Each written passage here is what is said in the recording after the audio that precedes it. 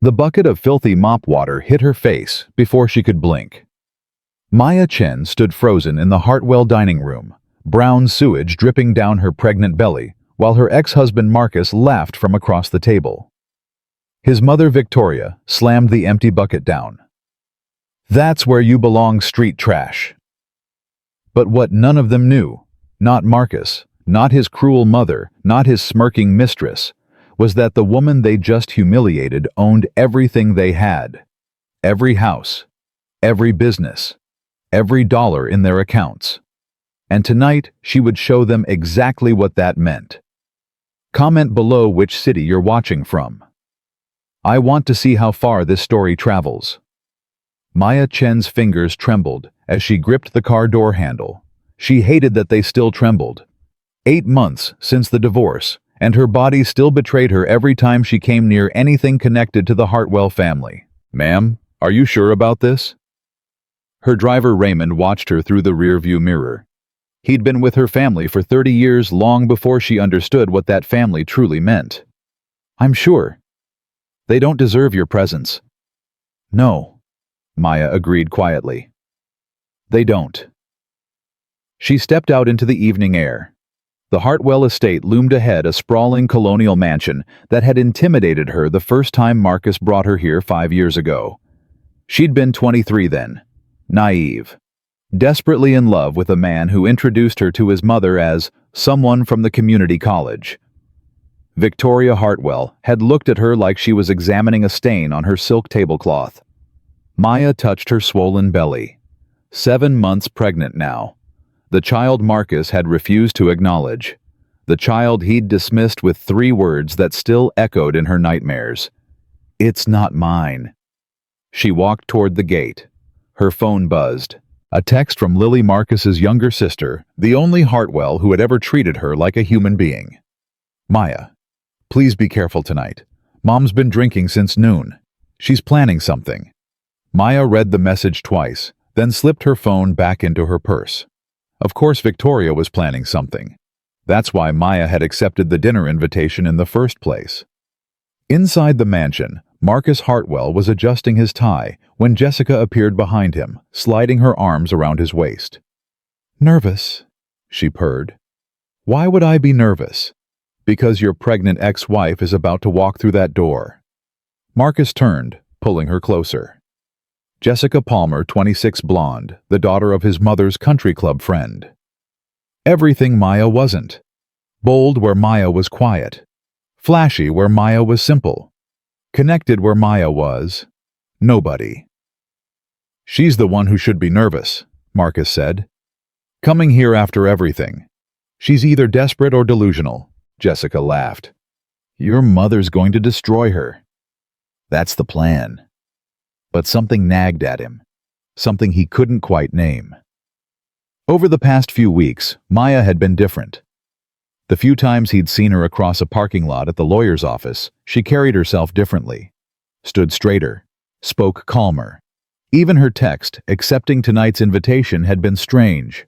"I'll be there. Looking forward to it. Looking forward to it. To being humiliated by his family." "You're thinking about her," Jessica accused. "I'm thinking about how to end this once and for all."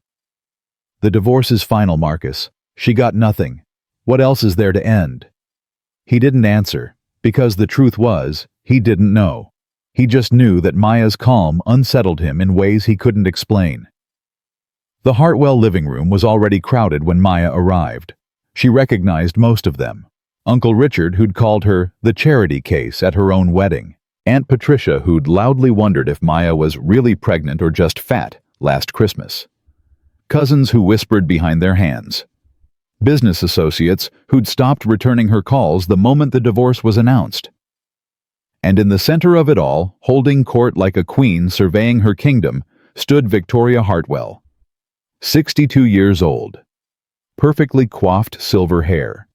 A string of pearls worth more than Maya's entire apartment. And eyes that could freeze fire. "Well," Victoria's voice cut through the chatter. "Look who finally decided to show her face." The room fell silent. Maya stood in the doorway, one hand resting on her belly.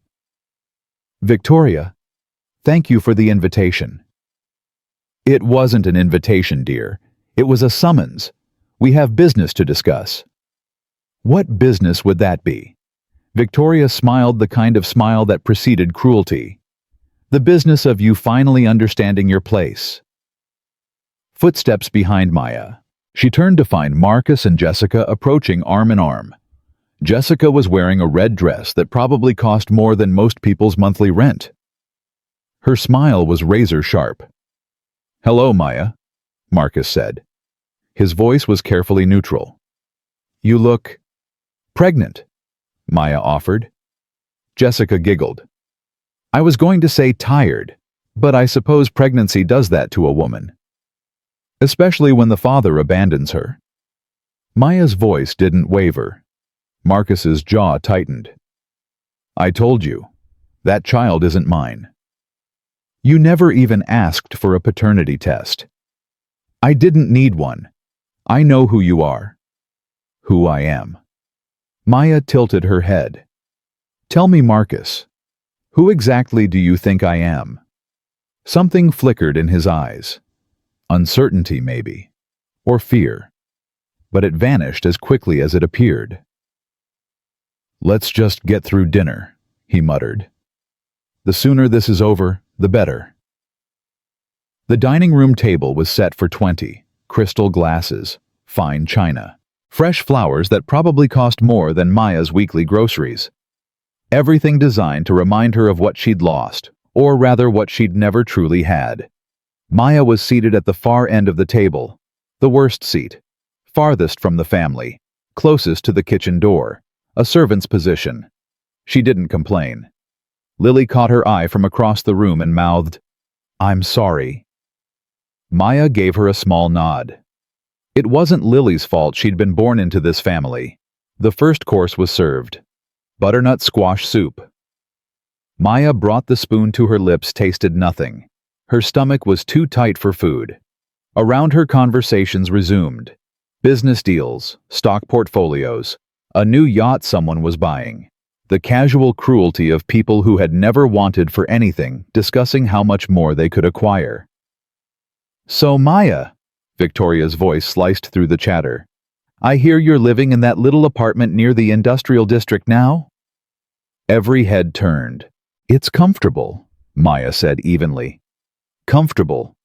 Victoria laughed. "What a diplomatic word. I drive past that neighborhood sometimes. On my way to the charity shelter we fund. The residents look similar to the people living there." Chuckles rippled around the table. "What's your point, Victoria?" "My point, dear, is that you should have taken the settlement we offered. $50,000. That was generous considering you brought nothing to this marriage." "I brought 4 years of my life. And what a waste of 4 years it was." Victoria sipped her wine. "No children, no contribution to our family legacy. Just you, sitting there, taking up space." Maya felt the baby kick. She pressed her hand against her belly, drawing strength from the small movement inside her. "I'm pregnant now," she said quietly. "With Marcus's child." "Please." Victoria waved her hand dismissively. "We both know that's not Marcus's baby. You probably found some man from your neighborhood to—" "Mom." Lily's voice was sharp. "That's enough. Stay out of this, Lily. She's pregnant, Mom. Whatever else happened, she's still a human being carrying a child." Victoria's eyes narrowed. "Are you defending her? After everything she put this family through?" "What did she put us through exactly?" "She married Marcus. She tried to be a good wife. And then he—" Lily stopped, glancing at her brother. "Then things ended." "Things ended because she was clearly unfaithful." Victoria's voice rose. "Why else would my son divorce her? Marcus would never abandon a faithful wife." Maya looked at Marcus. He was staring at his plate, silent, cowardly, just like always. "Marcus?" Maya's voice was steady. "Tell them the truth." He didn't look up. "Marcus, look at me." Slowly, he raised his eyes. "Tell them why you really divorced me." The room went still. Jessica's hand tightened on Marcus's arm. Victoria's face was stone. Tell them about the night you came home smelling like perfume that wasn't mine. Tell them about the texts I found on your phone. Tell them about how you served me divorce papers the same day I was supposed to get my pregnancy test results. Results you made sure I never saw because you blocked my number the moment I signed. Marcus's face reddened. That's not your twisting everything. Am I?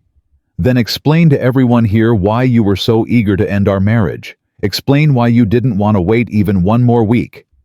Because I was done. His voice cracked. Done with you, done with your mediocrity, done with waiting for you to be something more than a nobody from nowhere. The words hung in the air like poison. Maya felt them land, felt the sting, but she didn't flinch. There it is, she said softly. The truth.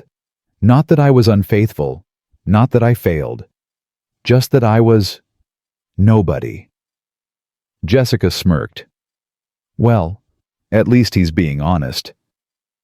Honest? Maya turned to, you think this is honesty? You think destroying someone's life because they weren't born into the right family is honesty? I think it's reality, sweetheart.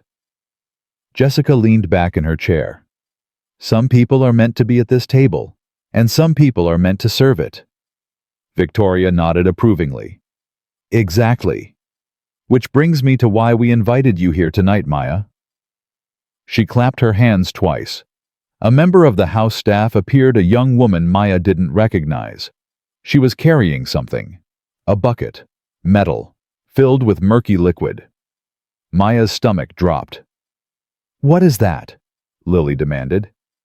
A reminder, Victoria said calmly, of where our guest truly belongs. The smell hit Maya before she understood what was happening. Dirty mop water, soap residue, the filth of a day's worth of cleaning. Mom, no. Lily started to rise. Sit down, Lily. You can't, she's pregnant. I said, sit down.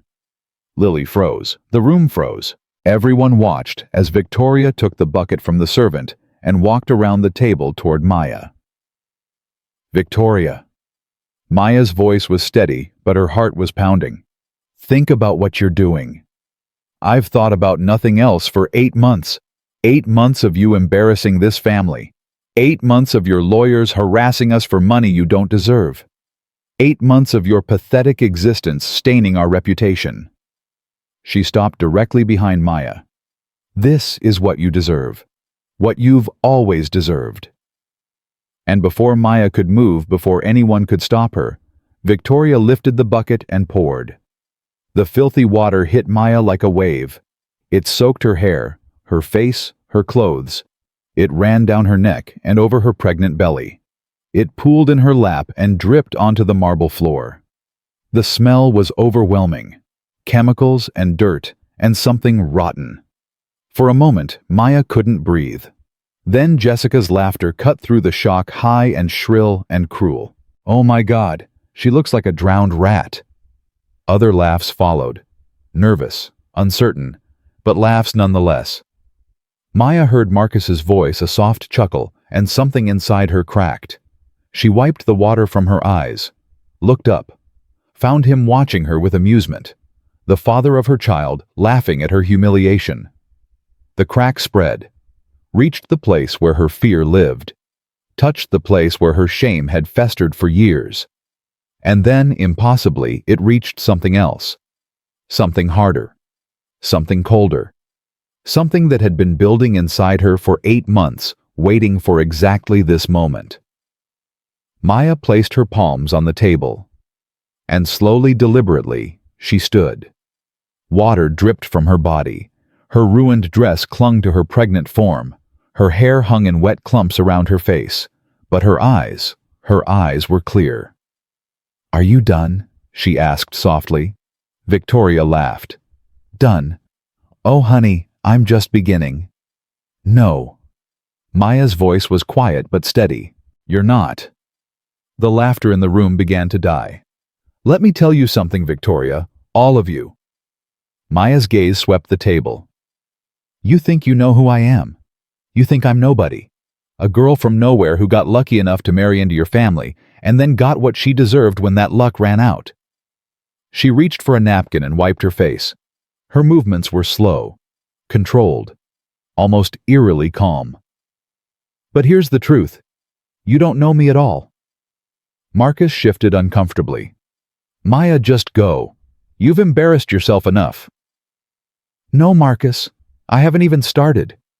She turned to Victoria. That company your husband built before he died, Hartwell Holdings, do you know who the silent investor was? The one who kept you afloat during the 2008 crash. Victoria's eyes narrowed. What are you talking about? Phoenix Group. You've heard of them, I assume. Everyone at this table has heard of them. Your businesses, your investments, your entire family fortune, all of it connected to Phoenix Group contracts. I know who Phoenix Group is, Victoria snapped. What's your point? Maya smiled. It was a cold smile, an unfamiliar smile. My point is simple.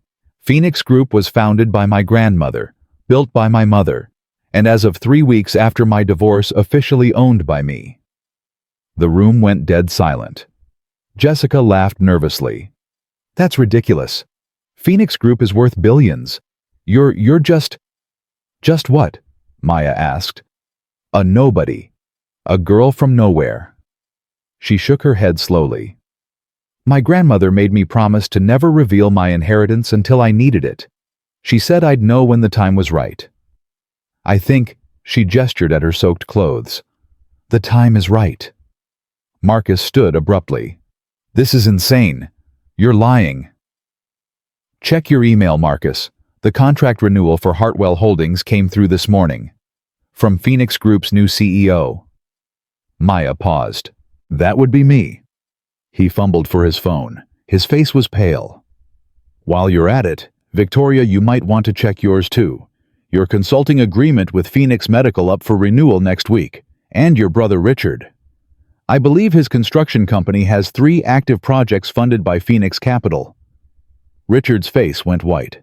Oh, and Aunt Patricia, your daughter's foundation.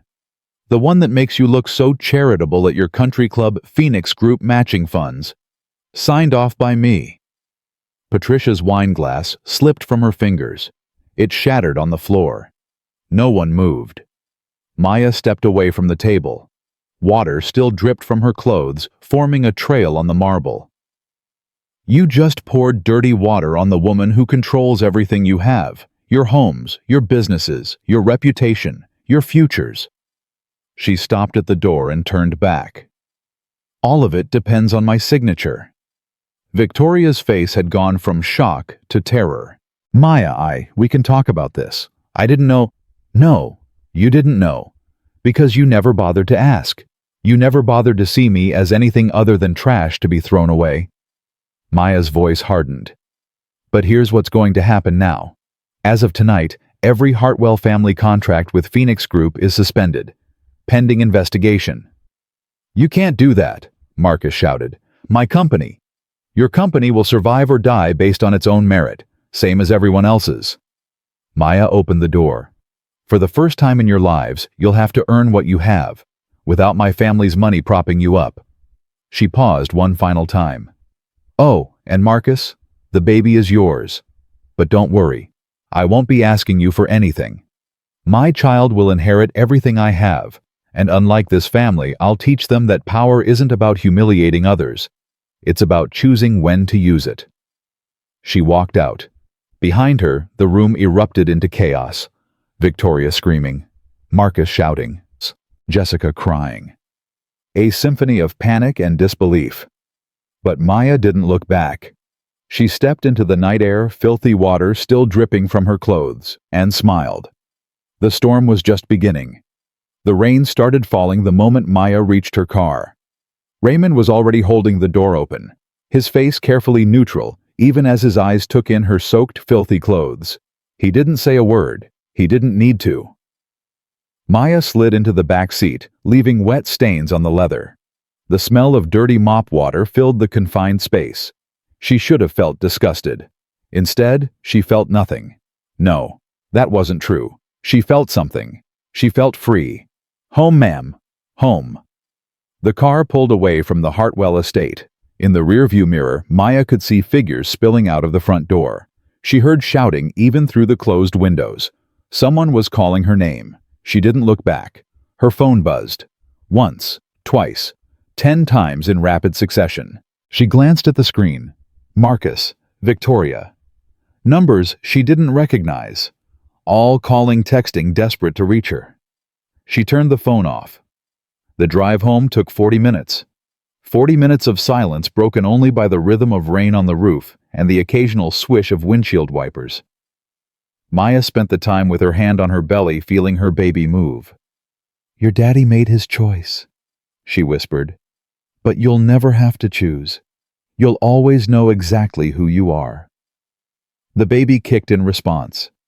When they reached her apartment building, Raymond finally spoke. "Your grandmother would be proud."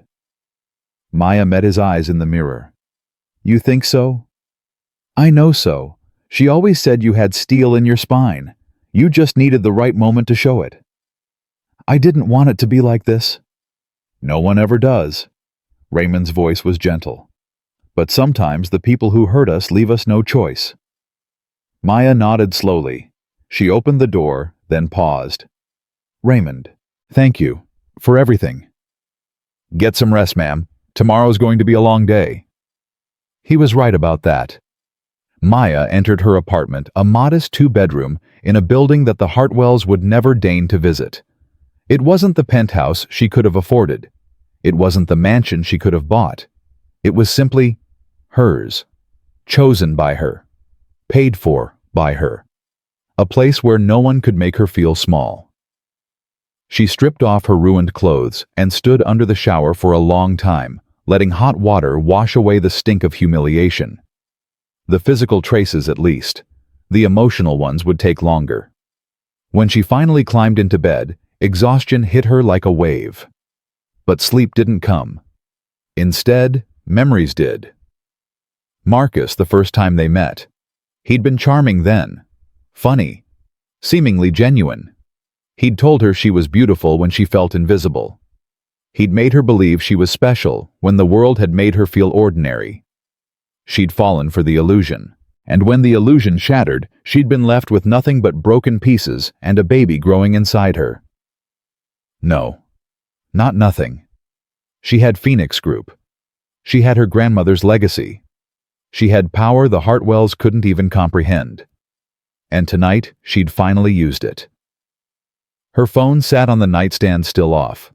She knew what was waiting for her when she turned it back on. Hundreds of messages. Desperate pleas. Furious threats. The full spectrum of Hartwell panic. Let them wait. Maya closed her eyes and for the first time in 8 months slept peacefully. The morning brought chaos. Maya woke to sunlight streaming through her curtains and the distant sound of traffic. For a moment, she forgot. For a moment, she was just a pregnant woman waking up to an ordinary day. Then she turned on her phone. 217 missed calls. 431 text messages. 89 emails. Her voicemail was full. She scrolled through the messages without reading them. Marcus. Maya, we need to talk. This is insane. Call me. Victoria. How dare you? How dare you? You will pay for this. Jessica. You're a lying bitch and everyone knows it. Lily. Maya. Are you okay? Please let me know you're safe. She responded to only one. I'm fine, Lily. Thank you for asking. Then she got dressed, ate breakfast, and went to work. Phoenix Group's headquarters occupied the top 15 floors of a downtown skyscraper. Maya had visited as a child back when her grandmother ran the company. She remembered thinking the building touched the clouds. Now it was hers. The elevator ride to the executive floor took 90 seconds. 90 seconds to transform from Maya Chen, the woman who'd been drenched in dirty water, to Maya Chen, CEO of a billion-dollar empire. The transformation was easier than she'd expected. Her assistant Daniel met her at the elevator doors. Ms. Chen, the board is assembled in the main conference room. They've been waiting since 7. Any issues? They're concerned. About last night. Last night? It's all over social media, ma'am. Someone at the dinner filmed the whole thing. Maya stopped walking. Filmed it? Daniel nodded, his expression carefully neutral. The video has 3 million views as of this morning. It shows Mrs. Hartwell pouring water on you. And it shows what happened after. For a moment, Maya felt the ground shift beneath her feet. She'd expected the Hartwells to keep their humiliation private. The last thing they'd want was the world seeing what they'd done. But someone had filmed it. Someone had shared it. Who posted it? We're not sure yet. The account is anonymous. Maya processed this. 3 million people had watched her be humiliated. 3 million people had watched her rise. 3 million people now knew who she really was. The exposure changed things. She'd planned to handle the Hartwell situation quietly, privately. Now the whole world was watching. The board is concerned, Daniel continued. They're worried about the company's image, about your public profile. Let them worry. Maya resumed walking. I'll address it. The conference room was filled with 12 people in expensive suits. Old money. Old power. Men and women who'd served under her grandmother, then her mother, and now reluctantly under her. They rose when she entered. Respect or the performance of it. Please sit. Maya took her place at the head of the table. I understand there are concerns about last night's events. Harold Mitchell, the longest-serving board member, cleared his throat. Ms. Chen, with respect, the video is damaging. You were publicly humiliated by your former in-laws. The market is already responding. Our stock dropped 2% at opening. 2%. It may not sound like much, but it's noise. Maya's voice was calm. The stock will recover by end of day. It always does when there's tabloid drama. This isn't tabloid drama, another board member interjected. A woman named Sandra Wells. This is the CEO of Phoenix Group being doused in dirty water at a dinner party. It makes us look weak. It makes you look weak. Does it? Maya leaned forward. Did you watch the whole video? Sandra, did you see what happened after the water? Sandra's expression flickered. I saw you. Reveal your position. I saw you destroy them, Harold muttered. It wasn't clear if he meant it as criticism or admiration. Let me be clear about something. Maya looked around the table, meeting each pair of eyes. Last night, Victoria Hartwell attempted to humiliate me because she believed I was powerless. She believed I was nobody. She believed she could treat me like garbage without consequences. She paused. She was wrong. And by tomorrow, everyone who does business with the Hartwell family will know exactly how wrong she was. Because I suspended their contracts, all of them. The room went silent. Harold's face paled. You suspended. Ms. Chen Hartwell Holdings represents significant revenue. Their construction contracts alone are a fraction of our portfolio. We'll survive without them. The question is whether they'll survive without us. This feels personal, Sandra said carefully. It is personal. Victoria Hartwell poured dirty water on me while I was 7 months pregnant. Her son, my ex-husband, laughed. So yes, it's personal. Maya's voice hardened.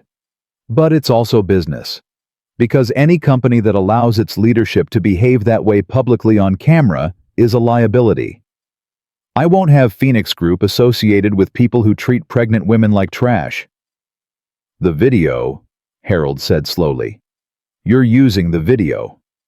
I'm not using anything. The video exists. People are watching it. They're forming opinions. Maya shrugged. I'm simply making sure they know the full story. Sandra exchanged glances with the other board members. And if the Hartwells retaliate, with what their power came from us, their contracts, their funding, their connections, all of it flowed through Phoenix Group. Without us, they're just another wealthy family with a big house and declining influence. Maya stood. The suspension stands. If anyone on this board disagrees, they're welcome to resign. No one spoke. Good. Now, if you'll excuse me, I have a company to run. She walked out, leaving 12 stunned executives in her wake. The day continued in a blur of meetings, phone calls, and strategic decisions. Maya fielded interview requests from a dozen media outlets. She declined them all. Let the video speak for itself. By noon, the stock had recovered. By 3, it was up 4%. The narrative had shifted. Maya Chen wasn't a humiliated woman. She was a powerful CEO who'd put bullies in their place. But not everyone saw it that way. At 4 o'clock, Daniel appeared at her office door. Ms. Chen, you have a visitor. I'm not taking visitors. It's Marcus Hartwell. Maya's pen stopped moving. She sat very still for a moment, processing. Then she set the pen down. Send him in. Marcus looked terrible. His suit was wrinkled. His eyes were bloodshot. He clearly hadn't slept. Good. Maya. His voice was hoarse. We need to talk. Do we? Please, just hear me out. She gestured to the chair across from her desk. He sat looking around the office as if seeing it for the first time. I didn't know you had an office like this. You didn't know a lot of things about me, Marcus. That was always the problem. He flinched. I deserved that. You deserve worse. I know. He leaned forward, elbows on knees. Maya, I'm not here to defend what happened last night. What my mother did was wrong. What I did laughing was unforgivable. So why are you here? Because you're destroying my family. Maya studied him, the desperation in his eyes, the fear beneath the exhaustion. For a moment she felt something that might have been pity. It passed quickly. I'm not destroying your family, Marcus. I'm removing support that was never guaranteed. The contracts you enjoyed, they were business arrangements. Arrangements that I've decided to reevaluate. Reevaluate. He laughed bitterly. You froze everything. My company can't meet payroll next week. My mother's foundation is collapsing. Cousin Richard had to halt construction on 3 buildings. You didn't reevaluate. You nuked us. Consequences, Maya said simply. For actions. Marcus's jaw tightened. This is revenge. No. Revenge would be publicly releasing every piece of information I have about your family's business practices. Revenge would be calling in loans, triggering audits, burying you in litigation. Maya's voice stayed level. This is correction. There's a difference. What do you want? Excuse me. To make this stop, what do you want? Money. An apology. My mother on her knees begging forgiveness. Marcus spread his hands. Name it. Whatever it takes. Maya was quiet for a long moment. When you served me divorce papers, she said finally. Do you know where I was? Marcus blinked at the change of subject. What? I was at a doctor's office, waiting for test results. Pregnancy test results, Marcus. I found out I was carrying your child 10 minutes before a process server handed me documents ending our marriage. His face went white. I didn't know. You didn't want to know. You'd already made your decision. You'd already chosen Jessica. You'd already decided I was too ordinary, too mediocre, too nobody to be worth keeping.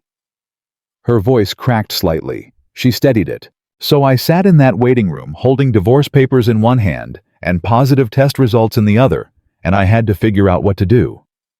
Maya. I tried to call you. 15 times. You blocked my number. I tried to reach your mother.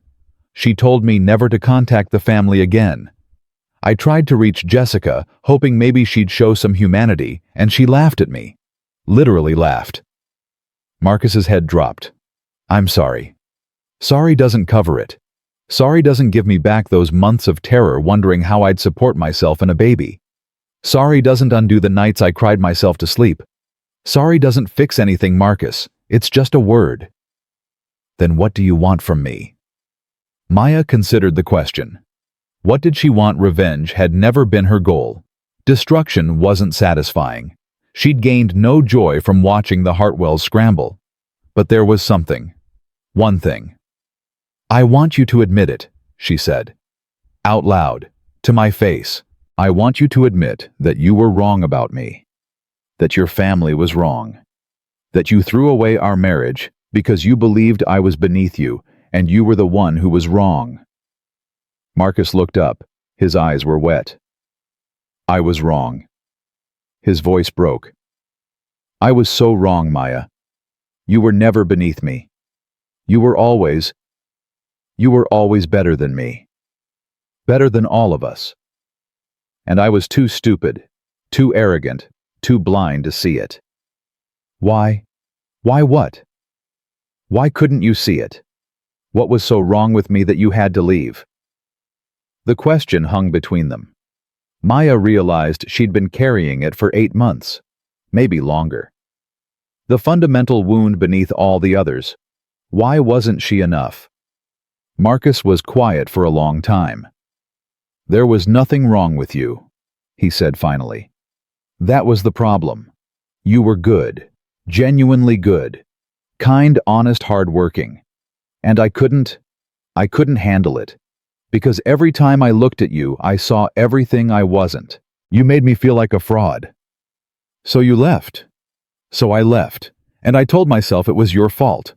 I told myself you were boring, ordinary, not good enough for my family. Because the truth that I wasn't good enough for you was too hard to face." Maya absorbed his words. Part of her wanted to believe them. Part of her wanted to find healing in his confession. But healing couldn't come from him. She understood that now. Healing had to come from herself. "Thank you," she said quietly. "For being honest. Finally. What happens now?" "I don't know." Maya stood and walked to the window. The city spread out below her, millions of lives unfolding. "I haven't decided yet. The contracts. I'll review them, case by case. If your company is viable without Phoenix Group's support, the suspension won't destroy you. If it's not," she turned back to him, "then you have bigger problems than me." Marcus nodded slowly. He stood looking uncertain, lost. A man suddenly confronting the consequences of years of poor choices. "Maya, one more thing." "Yes." "The baby. Is it really mine?" Her hand went to her belly. "Yes." Would you consider letting me be part of its life?" The question hit her harder than she expected. She'd prepared for threats, for demands, for manipulation. Not for this quiet, broken request. "I don't know," she said honestly. "You have a lot of work to do before I could trust you near my child." "I understand." "Do you? Because trust isn't something you can demand or buy or charm your way into. It has to be earned, through actions, not words." "I'll earn it." His voice was steadier now. "However long it takes. Whatever I have to do, I'll prove I can be different." Maya studied him. The man she'd married transformed by consequence into someone she barely recognized. Was it genuine? She didn't know. She might never know. "We'll see," she said finally. "Start by being honest with yourself. About who you've been. About who you want to become. And maybe we can talk again." He nodded once. Then he turned and walked out of her office. Maya stood at the window for a long time after he left. Her phone buzzed. A text from Lily. "I saw the video. Mom is losing her mind. But I want you to know I'm proud of you. You didn't let them break you." Maya smiled faintly. Another message followed. "Also, can we meet? There are things you should know. About Mom. About Marcus. About everything that happened. I think the truth might help." Maya typed back. "Tomorrow. Coffee. Your choice of place." Lily responded instantly. "Thank you. And Maya, be careful. Mom is dangerous when she's cornered. This isn't over." Maya looked out at the city again. No, she thought. It's not over. But for the first time, she wasn't afraid of what came next. 2 days later, Maya met Lily at a small cafe downtown. Lily looked nervous. She kept glancing at the door, as if expecting Victoria to burst through at any moment. Her hands trembled slightly as she lifted her coffee cup. "Thank you for meeting me," Lily said. "I know you have no reason to trust anyone from my family. I'm here because you were the only one who showed me kindness." Maya sipped her tea. "That counts for something."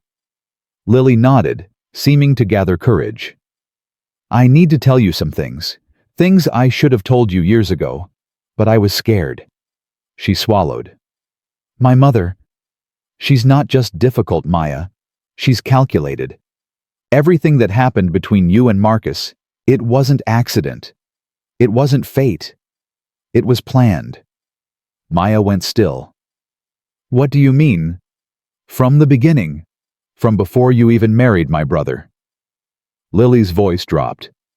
"My mother knew about your family, about Phoenix Group, about the inheritance you'd eventually receive." "That's impossible. I didn't know about it myself until after the divorce." "Yes, but there are people who knew. Lawyers, accountants, people connected to your grandmother's estate. My mother has sources everywhere. She found out years ago that you were positioned to inherit one of the largest fortunes in the country." Maya's mind raced. If she knew, why did she treat me so badly? Why did she want Marcus to divorce me? Because she couldn't figure out how to get access to the money. Lily leaned forward. "Your grandmother was smart. The inheritance was locked in trusts, protected by conditions. You couldn't access it while married, not without your spouse having automatic claims to portions of it.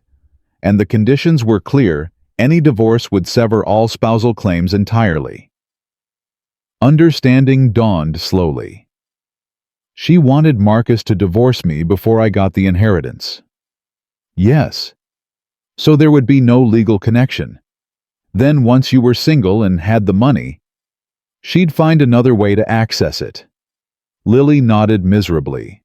"I think her plan was to reconcile you with Marcus after, get you back together once you controlled Phoenix Group.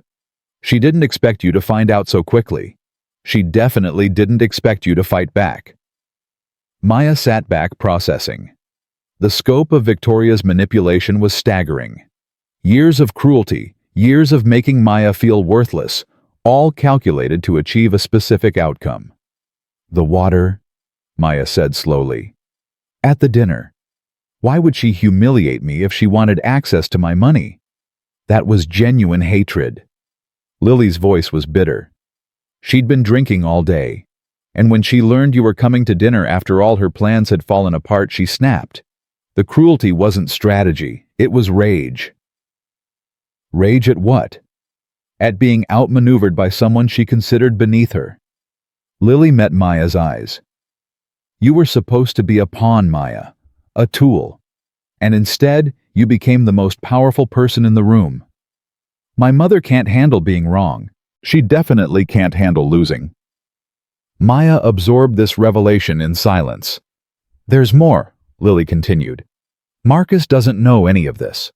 As far as he's concerned, the divorce was his idea. He thinks he fell out of love with you naturally.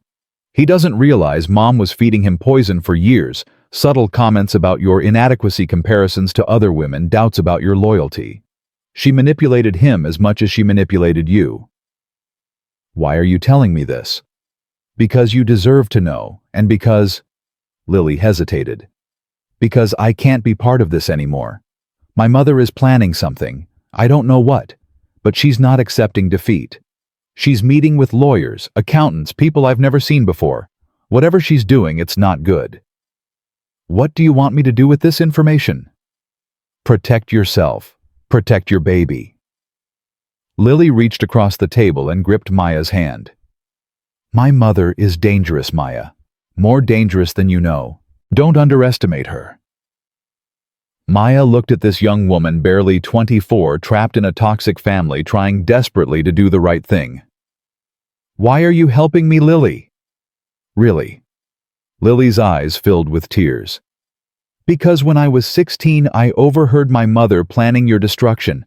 I was too scared to say anything. I told myself it wasn't my business. I told myself you'd be fine." She wiped her eyes. "And then I watched my family destroy your marriage, drive you away, treat you like garbage. I watched my brother become someone I don't recognize. I watched everything fall apart. And I did nothing." She squeezed Maya's hand tighter. "This is me doing something. Finally. Whatever it costs me."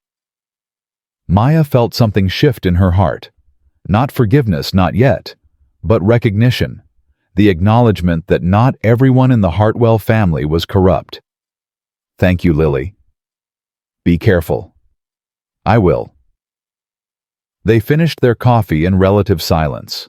When they parted outside the cafe, Lily hugged her awkwardly tentatively, like someone relearning a forgotten gesture. "I hope your baby has your strength," Lily whispered. "God knows this family needs someone who can actually stand up to my mother." Maya watched her walk away. Then she pulled out her phone and called her lawyer. "We need to meet. Today. There are things I need to prepare for." Because Lily was right. This wasn't over. And Maya intended to be ready when Victoria Hartwell made her next move. Hartwell's attack came 3 days later. Maya was in her office reviewing quarterly projections when Daniel burst through the door without knocking. "Ms. Chen, you need to see this. Now." He thrust his tablet toward her. On the screen, a news broadcast was playing. The headline scrolled across the bottom. "Phoenix Group CEO accused of fraud. Ex-husband's family claims stolen inheritance." Maya's blood went cold. "Turn up the volume." The news anchor's voice filled the room. "In a shocking development, the Hartwell family has filed a lawsuit against Maya Chen, CEO of Phoenix Group, alleging that she obtained her position through fraudulent means. According to documents filed this morning, the family claims that Chen manipulated elderly relatives and falsified inheritance documents to gain control of the billion-dollar company. A photo of Victoria appeared on screen. She was dressed in black, dabbing her eyes with a handkerchief. "My family trusted Maya," Victoria said to the camera. "We welcomed her into our home. We treated her like a daughter. And this is how she repays us, by stealing what rightfully belongs to others and using her position to destroy innocent people." Maya watched frozen. The broadcast continued. The lawsuit also named several Phoenix Group board members as co-conspirators. Legal experts say that if the allegations prove true, Chen could face criminal charges in addition to civil liability. Daniel muted the tablet. "Every major network is running the story. It's trending on social media. Our stock is plummeting." Maya set down her pen. Her hands were steady, but inside she felt a tempest building. "Get me Harold Mitchell and Sandra Wells. Conference room in 15 minutes. "What about the lawsuit?" "Call our legal team. Tell them to prepare a response. We're not rolling over for this." Daniel hesitated. "Ms. Chen, some of the board members are already talking about an emergency meeting. They're saying maybe you should step aside temporarily while this gets sorted out." Maya looked at him sharply. "Step aside." "Until the accusations are cleared." "If I step aside, I'm admitting guilt. Is that what they want?" Daniel didn't answer. He didn't need to. 15 minutes, Maya repeated. "Conference room. Go." The board meeting was a war zone. Harold Mitchell looked like he'd aged 10 years overnight. Sandra Wells wouldn't meet Maya's eyes. Several members sat with arms crossed, faces closed. "This is a disaster," Harold said without preamble. "Our phones haven't stopped ringing. Investors are panicking. 3 major clients have already requested meetings to discuss their accounts." "They're scared," Maya said calmly. "That's what Victoria wants." "With respect, Ms. Chen, whether Victoria Hartwell wants it or not, we have a crisis on our hands. The allegations are completely fabricated." "Can you prove that?" Sandra interjected. "Because right now, all anyone sees is a wealthy family accusing you of fraud. And you did just suspend their contracts. It looks like retaliation." "It was correction, not retaliation." That distinction doesn't matter to the public. Sandra leaned forward. They see a powerful CEO punishing her ex-husband's family. Now that family is fighting back. It's a compelling narrative. Maya looked around the table. Fear, doubt, self-preservation. She recognized it in every face. Let me be clear, she said slowly. I inherited Phoenix Group through legitimate legal channels. Every document is authentic, verified by independent attorneys and auditors. My grandmother's will was ironclad. My mother's transfer of ownership was documented thoroughly. There is no fraud. There never was. Then why is the Hartwell family so confident? Another board member asked. They must have something. No one files a lawsuit like this without ammunition. Victoria Hartwell filed this lawsuit because she's desperate. Her family's contracts are suspended. Her influence is evaporating. She's losing control, and this is her Hail Mary. Or, Sandra said quietly, she knows something we don't. The room fell silent. Maya felt the weight of their doubt pressing down on her. These were people who were supposed to support her, trust her, stand behind her leadership. And at the first sign of trouble, they were already calculating exit strategies.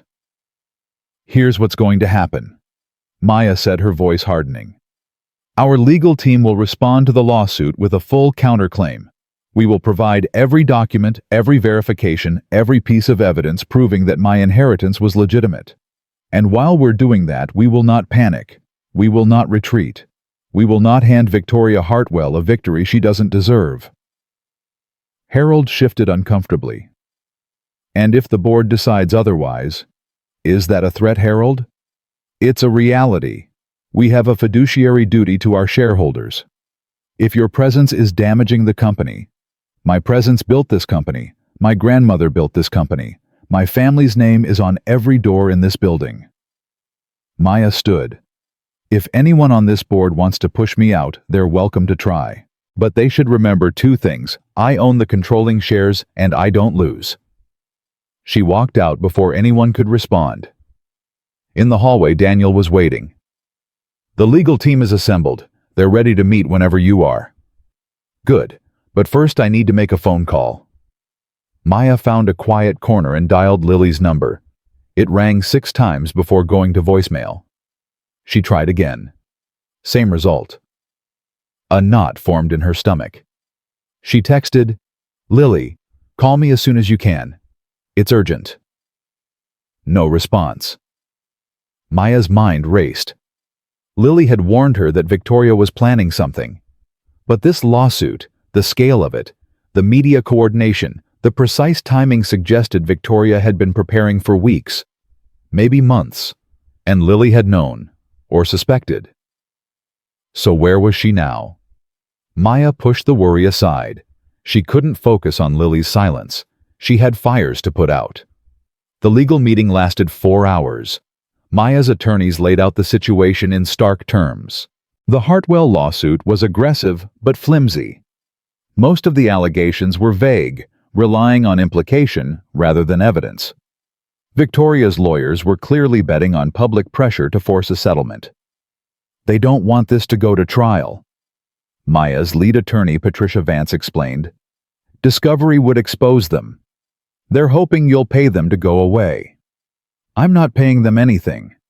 I understand, but you should know this kind of lawsuit can drag on for months, years if they want it to, and the whole time it'll be a cloud over the company. So what do you recommend? Patricia exchanged glances with her colleagues. A counterattack. Sue them for defamation. File a motion to dismiss their lawsuit as frivolous.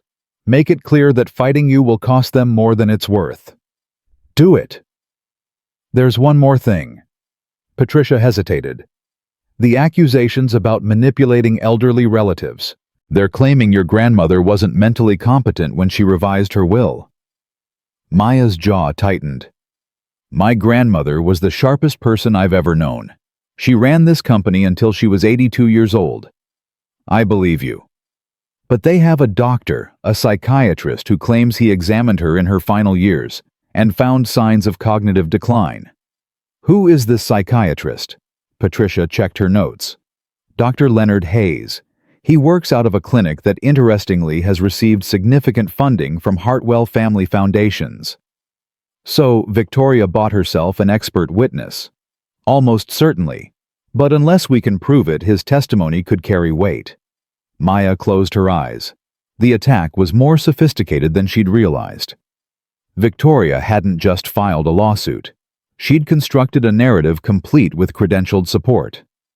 "Find everything you can on Dr. Hayes," Maya said. "Every connection to the Hartwells, every payment, every communication. If he's been bought, I want proof." "We're already working on it." "Work faster." When the meeting finally ended, Maya was exhausted. 8 months pregnant, fighting a legal battle, running a billion-dollar company. Her body was screaming for rest, but she couldn't rest, not yet. She was gathering her things when her phone buzzed, a text from an unknown number. "We should talk. Meet me at the old coffee shop near your apartment. 9 o'clock tonight. Come alone. M. Marcus." Maya stared at the message. Every instinct told her to ignore it. Marcus was part of the family attacking her. He couldn't be trusted. But Lily was missing. Victoria was escalating. And Marcus might know something. She typed back, "I'll be there." The coffee shop was nearly empty when Maya arrived. Marcus was already seated in a corner booth, a cup of untouched coffee in front of him. He looked even worse than he had at her office. Hollow-eyed, unshaven, like a man watching his world collapse. Maya slid into the seat across from him. "You wanted to talk." He looked up. His eyes were red, possibly from lack of sleep, possibly from crying. She couldn't tell. "I didn't know," he said immediately. "About the lawsuit. I swear, Maya, I didn't know what she was planning." "But you know now." "Everyone knows now. It's all over the news." "And yet you're here meeting with me secretly." "Why?" Marcus gripped his coffee cup like a lifeline. "Because this has gone too far. My mother, she's lost her mind. She's not thinking straight. This lawsuit, the accusations, she's going to destroy our whole family, trying to destroy you. That's her choice. But it doesn't have to be." Marcus leaned forward urgently. "Maya, I can help you. I have access to her files, her communications. I know things about this lawsuit that could end it before it really starts." Maya studied him carefully. "Why would you help me? I suspended your contracts. I threatened your livelihood. Your mother called me a fraud on national television." "Because I'm tired." His voice cracked. "I'm tired of being complicit. I'm tired of watching her manipulate everyone. I'm tired of being the weak link who just goes along with whatever she says."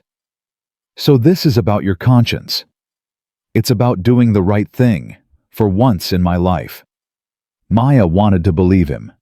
Part of her, the part that remembered the man she'd married before everything went wrong, desperately wanted to believe he could change. But trust had to be earned.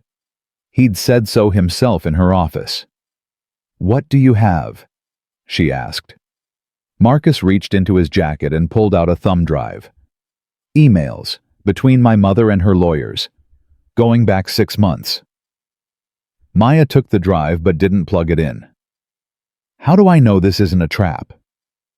"You don't, but think about it. If I wanted to hurt you, I could do it in 100 different ways.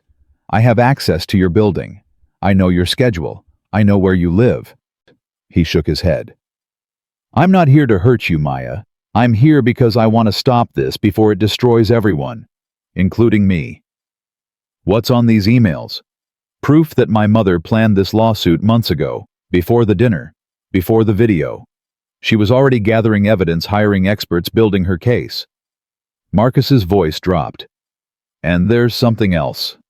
Something about your grandmother." Maya went very still. "What about her?" "Dr. Hayes, the psychiatrist, claiming she wasn't competent. My mother paid him off. There are records. Wire transfers, contracts. He never even examined your grandmother. The whole thing was fabricated." Maya's heart pounded. If what Marcus was saying was true, it changed everything. Why would your mother go to such lengths? Why not just accept defeat? Marcus laughed bitterly. You don't know her. Defeat isn't in her vocabulary. And there's something else. Something I only found out recently. He hesitated. She's broke, Maya.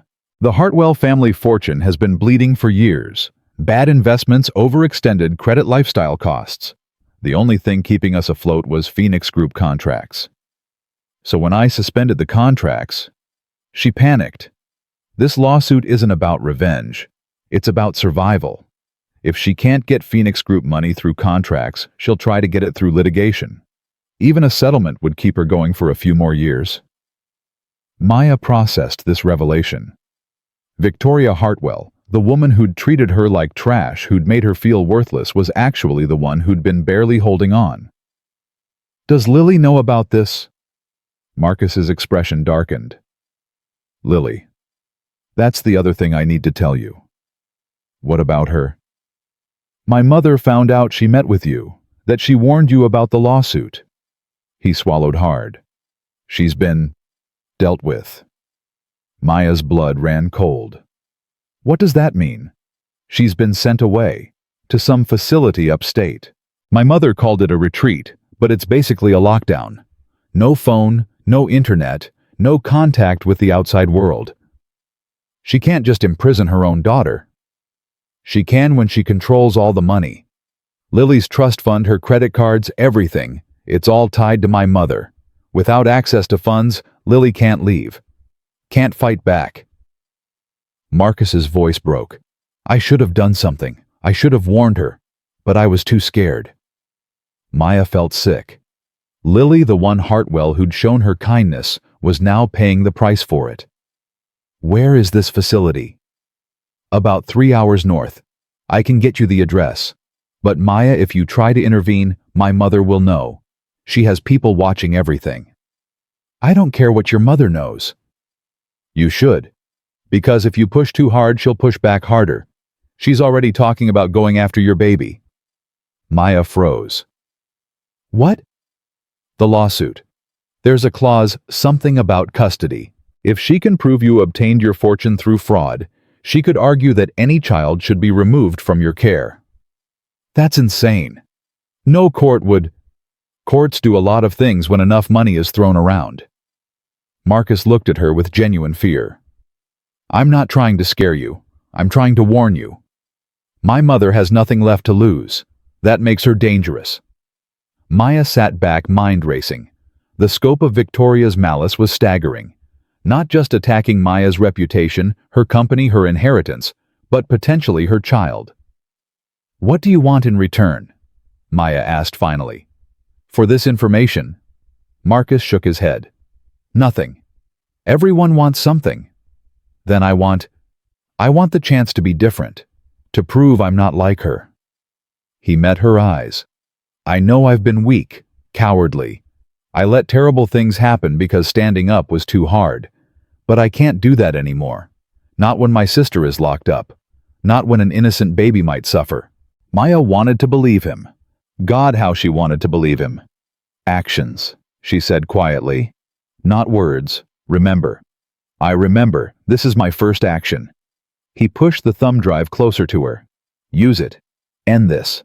And if you can, please help Lily. She didn't deserve any of this. Maya took the drive and stood. I'm not promising anything, Marcus, but I'll look at what you've given me. That's all I ask. She started to walk away, then stopped. Marcus, why did you really divorce me? The real reason. Not what your mother told you to say. Not what you told yourself. The truth. He was quiet for a long moment. Because I was afraid, he said finally. Afraid of how much I loved you. Afraid of what that love demanded from me.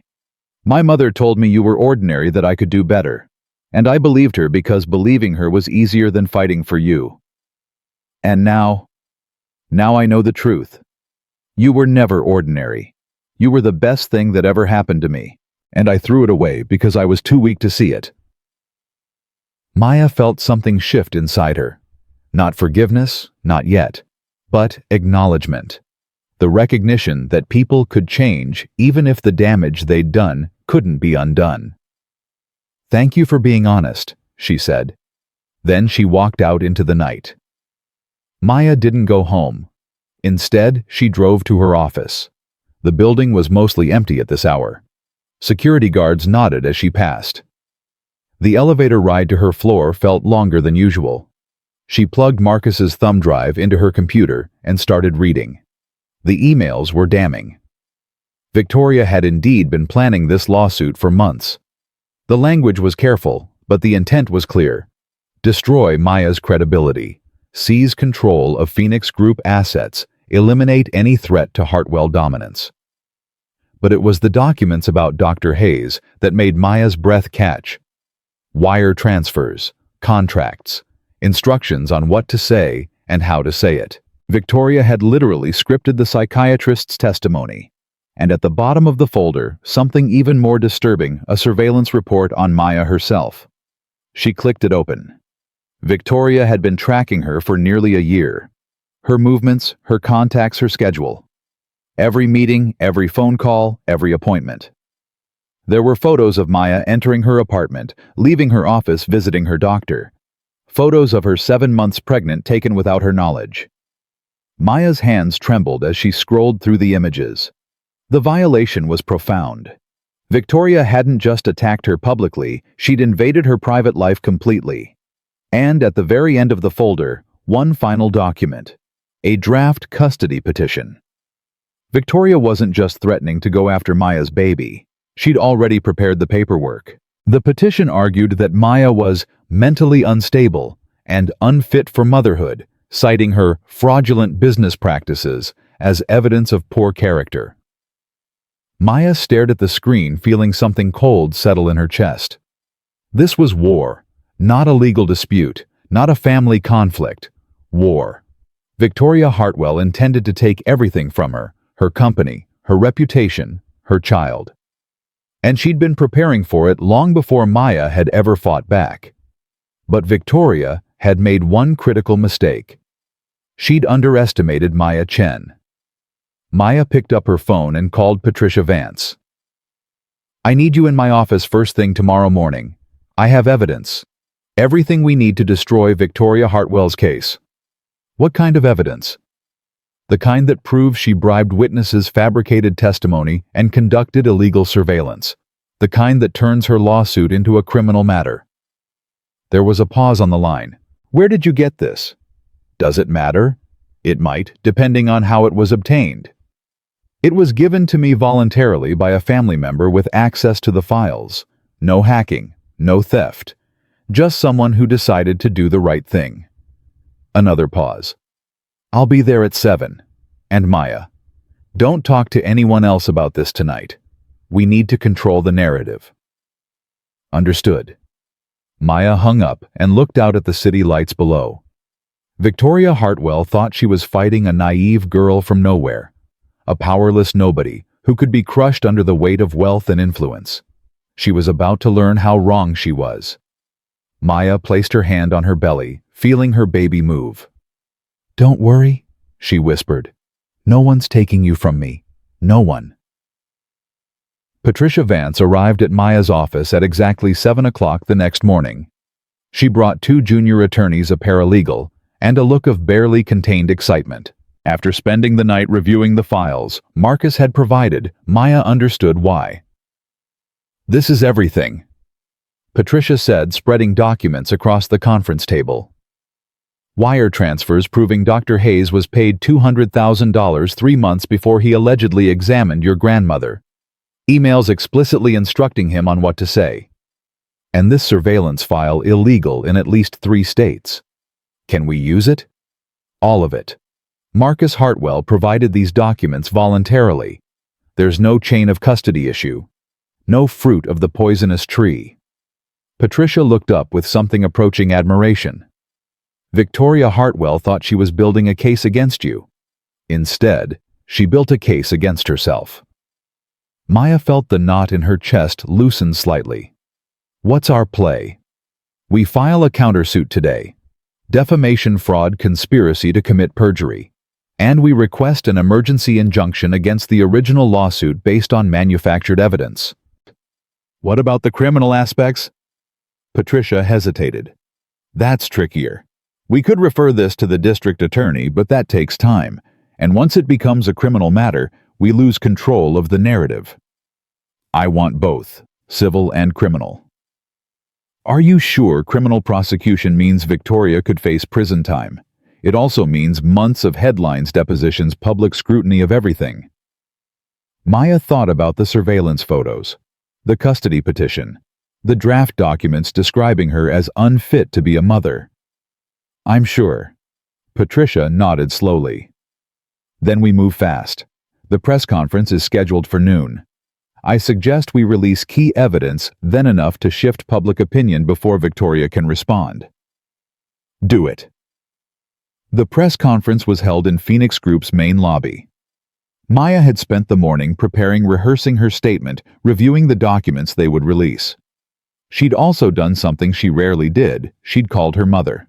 Eleanor Chen lived in assisted care, now the result of early-onset dementia that had slowly stolen her sharp mind over the past decade. Most days, she didn't recognize Maya. But occasionally, rarely, there were moments of clarity. Mom, it's Maya. A long pause. Then softly, my baby girl. Maya's throat tightened. I'm in some trouble, Mom. People are saying things about Grandma, about how she wasn't competent when she left me the company. Lies. Her mother's voice was suddenly fierce. Your grandmother was the smartest person I ever knew. She knew exactly what she was doing. Always. I know. I just needed to hear it. You fight them, Maya. You fight them like she would have, like I would have before. The sentence trailed off. Maya could hear her mother's confusion returning, the brief window of clarity closing. I love you, Mom. I love you too. Whoever you are. The line went dead. Maya stood alone in her office for a long moment, hand pressed against her belly, drawing strength from the small life growing inside her. Then she went downstairs to face the press. The lobby was packed with reporters. Camera flashes erupted the moment Maya appeared. Questions were shouted from every direction. Security personnel struggled to maintain order. Maya walked to the podium, where Patricia Vance and several board members waited. She noticed Harold Mitchell among them, looking considerably more supportive than he had days earlier. Thank you for coming. Maya began, her voice steady. I have a statement to make regarding the lawsuit filed against me by Victoria Hartwell and the Hartwell family. The room quieted. 2 days ago, I was publicly accused of fraud, manipulation, and stealing my own inheritance. These accusations were broadcast on national television. They caused significant damage to my reputation and to the company my grandmother built. She paused, letting the words sink in. Today I am here to set the record straight. The accusations made against me are not just false. They are part of a coordinated campaign of harassment, defamation, and criminal conspiracy led by Victoria Hartwell. Murmurs rippled through the crowd. We have obtained documents proving that the key witness in Mrs. Hartwell's lawsuit, a psychiatrist who claimed my grandmother was mentally incompetent, was paid $200,000 to fabricate his testimony. He never examined my grandmother. His entire statement was scripted by Victoria Hartwell's attorneys. Maya held up a stack of papers. Wire transfers, contracts, email correspondence, all of it documented, all of it verified, all of it being submitted to the district attorney's office this afternoon. The murmurs grew louder. But that's not all. We have also discovered that Victoria Hartwell conducted illegal surveillance on me for nearly a year. Photos taken without my consent, my movements tracked, my private medical appointments monitored. Maya's voice hardened. Including appointments related to my pregnancy. Cameras clicked furiously. And perhaps most disturbing of all, we have obtained a draft custody petition. Victoria Hartwell wasn't just trying to take my company. She was preparing to take my child. The room erupted. Questions flew from every direction. Reporters shouted over each other. Camera operators jostled for position. Maya raised her hand for quiet. I will not be taking questions today. But I want to be absolutely clear about one thing: I did not inherit Phoenix Group through fraud.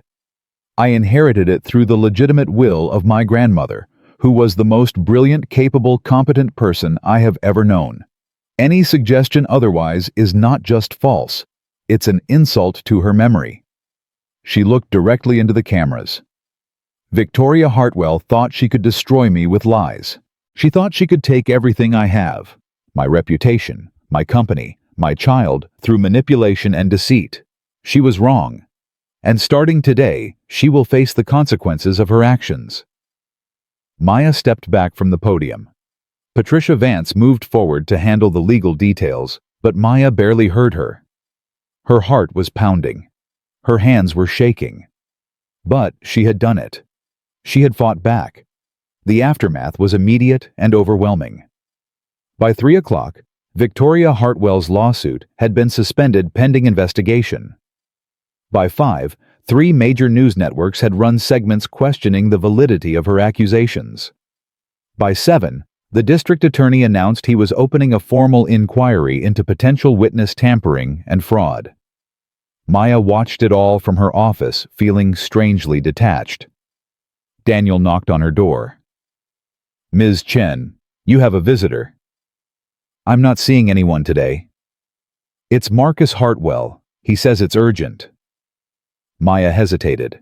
After the press conference, she'd half expected Marcus to disappear, to retreat back to his family and deny any involvement. The fact that he'd come here now when everyone was watching? "Send him in." Marcus looked like he hadn't slept in days.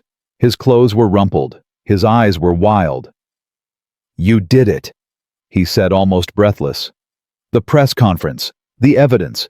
You actually did it. Did you think I wouldn't? I hoped you would. But hoping and believing are different things." He ran a hand through his hair. "Maya, my mother is losing her mind. She watched the press conference. She knows where the evidence came from. She knows I gave it to you. Is that a problem? For me? Probably. She's already cut off my access to everything. My bank accounts are frozen. My credit cards don't work. I can't even get into my own apartment. She changed the locks." Maya studied him. The man who had laughed while his mother poured dirty water on her. The man who had dismissed her pregnancy. The man who had chosen comfort over courage every single time. "Why did you really do it?" she asked. "The truth." Marcus was quiet for a long moment. "Because I looked in the mirror," he said finally. "After you left that coffee shop, I went home and I looked at myself. Really looked. And I didn't recognize what I saw. A coward. A puppet. Someone who let his mother control every aspect of his life because standing up to her was too hard. And I realized that I had a choice. I could keep being that person, weak, complicit, pathetic, or I could do something different. Just once. Just one time I could be the man I always told myself I wanted to be." "So you betrayed your family." "I betrayed a corrupt system that was destroying innocent people." Marcus's voice cracked. "Including you. Including Lily. Including my own soul." Maya felt something shift inside her. Not forgiveness, not yet, but recognition. The acknowledgement that change was possible even for people who had failed spectacularly. "Lily," she said, "I haven't forgotten about her. Where exactly is this facility?" "About 3 hours north. It's called Serenity Pines. Officially a wellness retreat. Unofficially a place where wealthy families send problematic relatives." "Can she leave?" "Not without money. Not without transportation. My mother made sure of that." Marcus's jaw tightened. "I tried to visit yesterday. They turned me away. Said I wasn't on the approved list. But I could get in. Maybe. If you went as a concerned friend, or a potential donor." He paused. "But Maya, if you intervene directly, my mother will use it against you. She'll say you're interfering with family matters, trying to manipulate Lily against her own mother." "I don't care what she says anymore." "You should. The custody petition is based on lies, just like everything else. And once the criminal investigation is complete, Victoria won't be in any position to pursue custody of anyone. Marcus looked at her with something approaching hope. You really think you can win this? I've already won. Victoria just doesn't know it yet. Maya turned to her computer and pulled up a map. Serenity Pines was indeed about 3 hours north, nestled in a rural area with limited cell coverage and even more limited oversight. I'm going tomorrow, she said. I want to come with you. Why? Because Lily is my sister. Because I owe her. Because I should have protected her from the beginning instead of letting my mother destroy her life. Maya considered this. Having Marcus along could be useful. He knew the family dynamics. He knew how Victoria operated. He could provide cover if things went wrong. But could she trust him?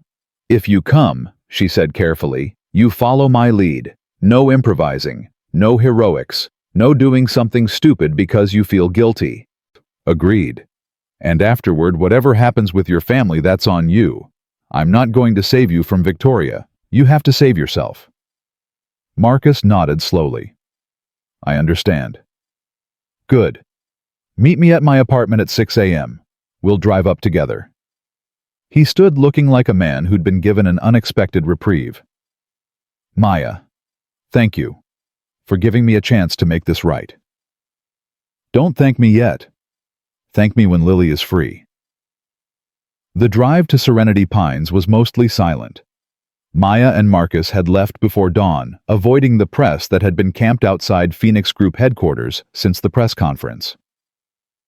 The roads grew quieter as they headed north, cities giving way to suburbs, suburbs giving way to countryside. Marcus broke the silence first. I keep thinking about the dinner. The night my mother poured that water on you. I'd rather not talk about that. I know, but I need to say this. He stared out the window, unable to meet her eyes. When she did it, when the water hit you, I felt something. Not amusement like you probably thought. Shame. Deep, overwhelming shame. You laughed. I laughed because I didn't know what else to do. Because everyone was watching.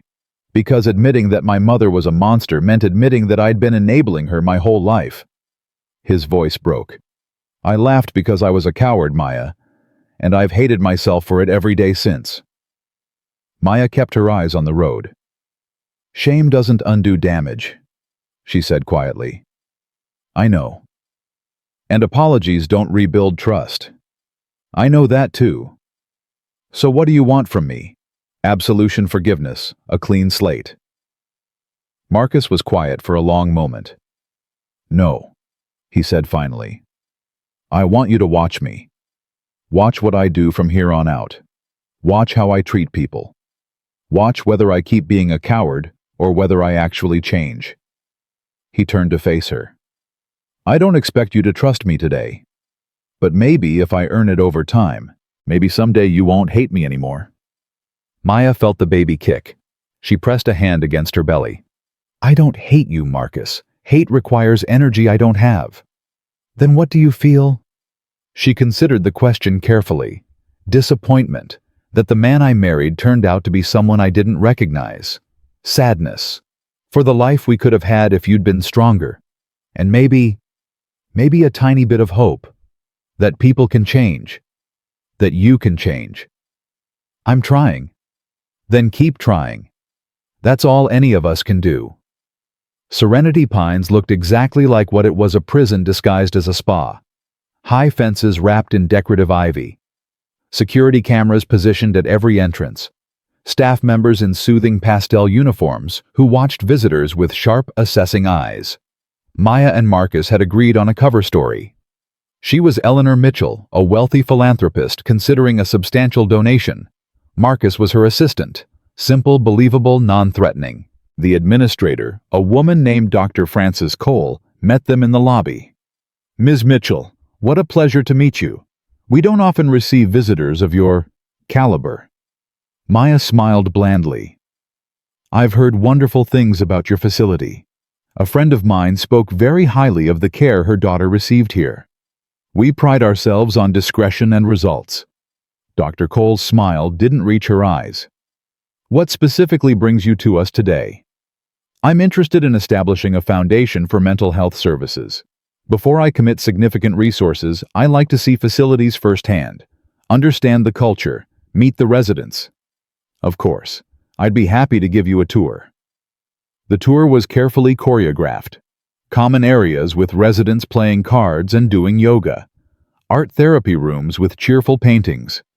Gardens where patients walked along manicured paths. All of it staged. All of it designed to hide whatever happened in the private wings. Maya waited until they passed a hallway marked private residences before making her move. I'd love to see the individual accommodations, where residents actually live. Dr. Cole's smile flickered. Those areas are restricted for privacy reasons. Of course, but surely for a potential donor of my significance. Maya let the sentence hang. The administrator hesitated. Maya could see the calculation behind her eyes, the risk of exposure versus the promise of substantial funding. Perhaps a brief glimpse, Dr. Cole said finally. But I must insist we not disturb the residents. Naturally. They walked down the hallway. Doors on either side all closed. Names on small plaques, Resident 12, Resident 15, Resident 23. No real names, no identities, just numbers. Maya's stomach turned. Then she saw it. A door near the end of the hall, Resident 31, and through the small window, a face she recognized, Lily Hartwell. She was sitting on a narrow bed staring at the wall. Her hair was limp. Her eyes were empty. She looked nothing like the vibrant young woman who'd warned Maya about Victoria's plans. Maya's heart clenched.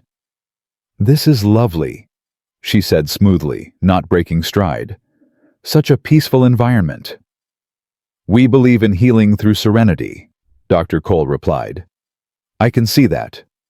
Maya paused at the end of the hallway. "Dr. Cole, I wonder if I might use your restroom before we continue." The drive up was quite long. "Of course. Marcus, please escort Ms. Mitchell to the guest facilities. I'll wait here." The moment they were out of sight, Maya grabbed Marcus's arm. "Lily is in room 31. I saw her through the window." Marcus's face went pale. "Is she okay?" "She looks sedated, or broken, I couldn't tell which." "We have to get her out." "Not like this. Not without a plan." Maya's mind raced. "I need to create a distraction.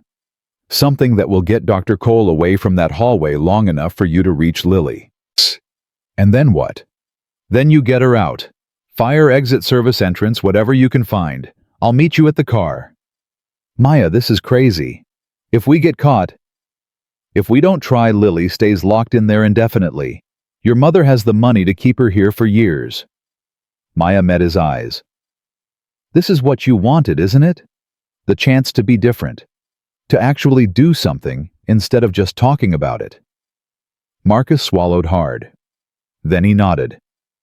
"Tell me what to do." Maya returned to Dr. Cole with a carefully calibrated smile. "Dr. Cole, I'm afraid I have some difficult news. My assistant just received a call from our office. There's been a financial emergency, something to do with wire transfers that can't wait." She let her expression shift to concern. "I don't suppose you have a private office where I could make some calls? This is quite sensitive." "Of course. Follow me." Dr. Cole led her to an administrative wing far from the residential areas. Perfect. Once inside the office, Maya began a lengthy, complicated phone call with her financial advisor, actually Daniel, who had been briefed on the plan and was improvising brilliantly. "Yes, the offshore accounts. No, the numbered ones. I need verification codes immediately." Dr. Cole hovered nearby, clearly torn between suspicion and the prospect of a major donation slipping away. Maya kept talking, kept stalling, kept buying time. 3 minutes. 5 minutes. 7. "Come on, Marcus. Move." In the residential wing, Marcus moved quickly. The hallway was empty. The staff had been drawn away by some commotion near the front of the building, a fire alarm that Maya had triggered on her way to Dr. Cole's office. He reached room 31 and tried the handle. Locked. "Lily," he whispered through the door. "Lily, it's Marcus. I'm going to get you out." No response. He looked around desperately. The doors had electronic locks, keycard access only. No way to force them without triggering additional alarms. Think. Then he remembered Dr. Cole had used a keycard to open the tour areas, and she'd clipped it back onto her belt afterward, which meant every staff member probably had one. Marcus spotted a supply closet at the end of the hall, inside a cleaning cart, and hanging from a hook on the wall, a staff ID badge with a keycard attached. He grabbed it, ran back to room 31, and swiped. The lock clicked green. Inside, Lily was still sitting on the bed staring at nothing. Up close, she looked even worse. Hollow cheeks, trembling hands, track marks on her arms where IVs had been inserted. Lily, look at me." She turned slowly. Her eyes struggled to focus. "Marcus?" Her voice was slurred. "You're not real. They said you weren't coming. They said no one was coming. I'm real. I'm here." He grabbed her hands. "We're getting you out. Right now." "Out?" She laughed weakly. "There is no out." Mother made sure of that. Mother is losing. Maya Chen is destroying her case. The whole world knows what she did, and now we're going to expose this place too. Something flickered in Lily's eyes, a spark of the woman she used to be. Maya came. "She's here. She's creating a distraction, but we have to move now." Marcus pulled Lily to her feet. She swayed, barely able to stand. "What did they give you?" "Everything. Pills, injections, anything to keep me quiet." Her voice cracked. "I told them I wanted to leave. They said I was unstable. They said I needed more treatment." Rage surged through Marcus's chest. His own mother had done this. His own mother had locked her daughter in a facility and drugged her into compliance. "Can you walk?" "I'll try." He wrapped her arm around his shoulder and half-carried her toward the back of the building. There had to be a service exit, a fire door, something.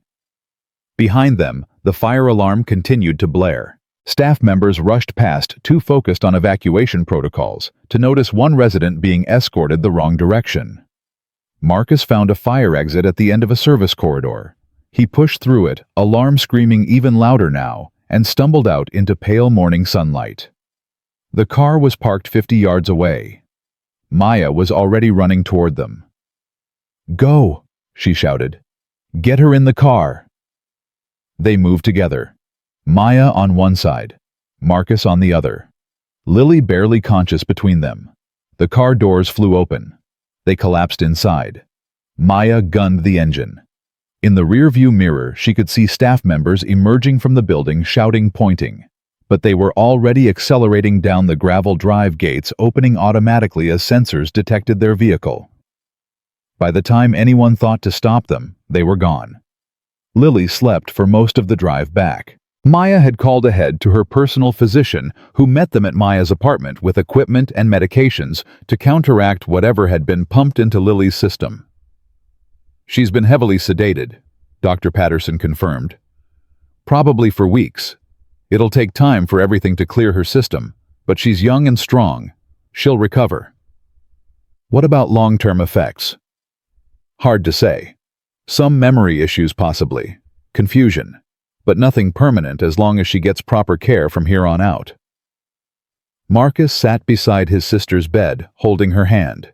He hadn't spoken since they'd arrived, just watched her breathe his face, a mask of guilt and grief. Maya stood in the doorway observing. "You did good today," she said finally. He didn't look up.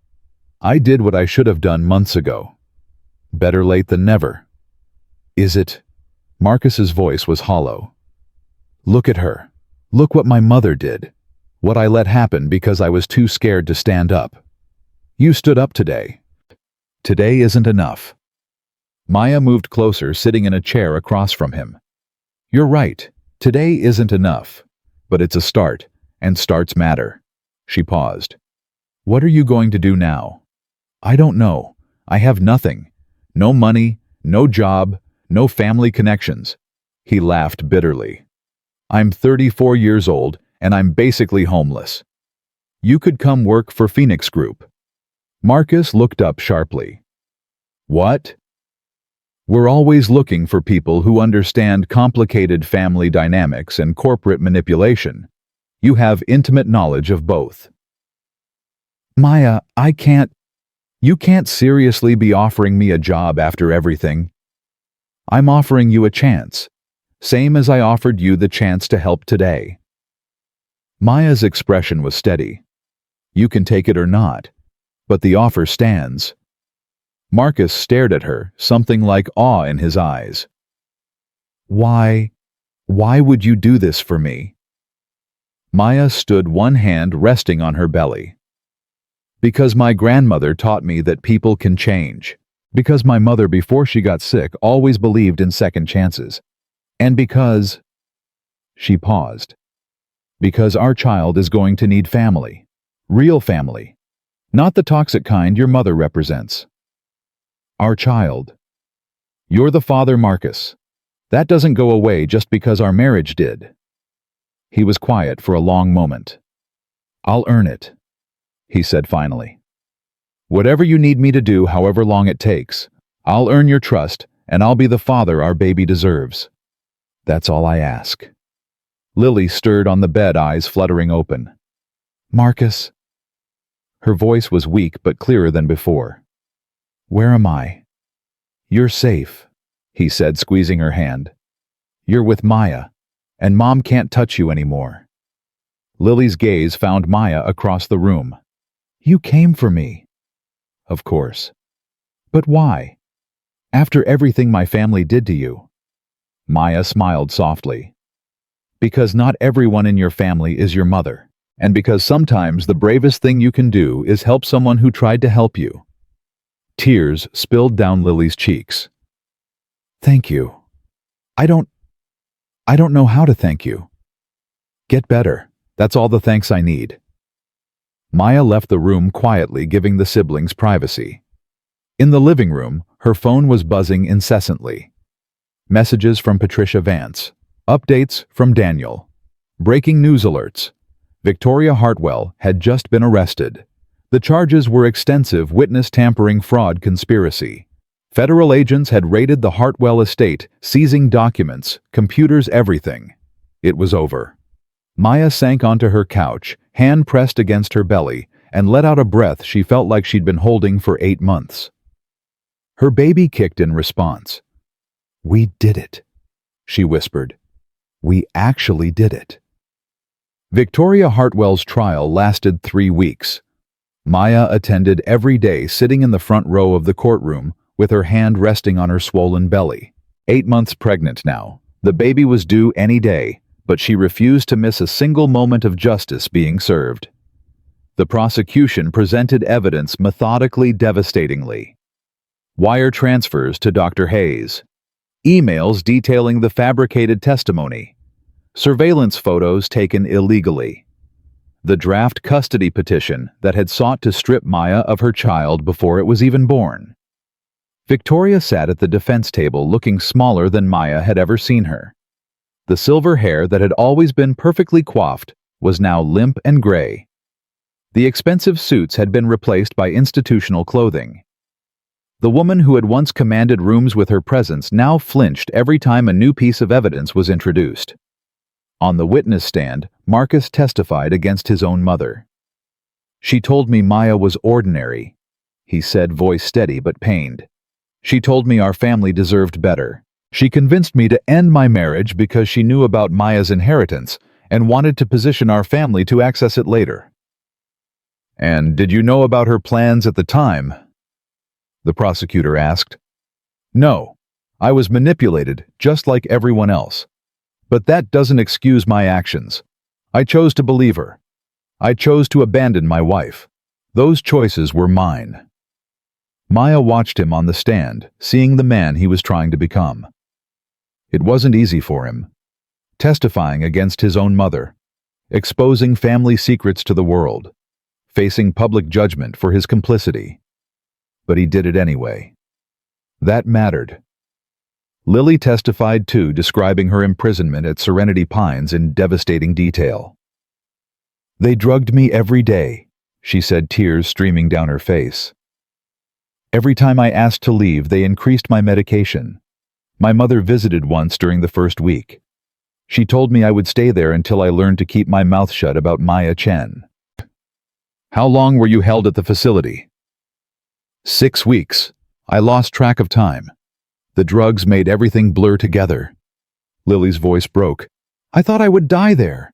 I thought no one would ever come for me." "But someone did come." "Yes." Lily looked directly at Maya. "Maya Chen came.